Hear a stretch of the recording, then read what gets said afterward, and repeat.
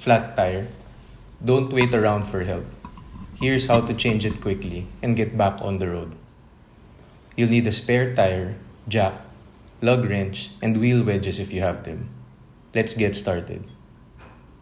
First, use the lug wrench to slightly loosen the tire nuts. Don't remove them yet. If they're stuck, angle the wrench and use your leg for extra leverage.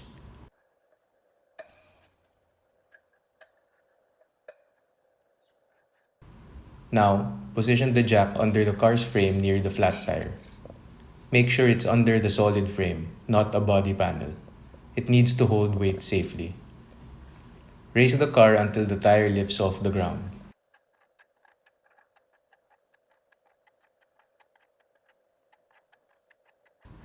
Next, fully unscrew the tire nuts and take off the flat tire.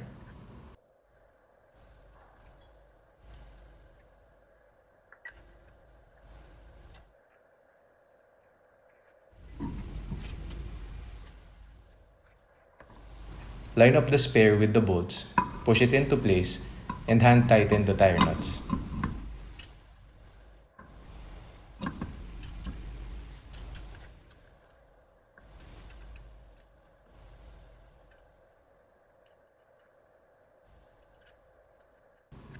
Lower the car completely.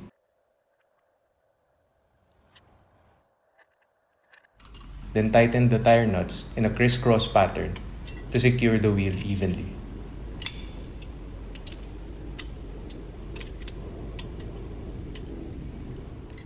Once they're snug, go back around and give each one a firm quarter turn to lock them in. Finally, stow your tools and the flat tire, and drive carefully until you can get it repaired properly.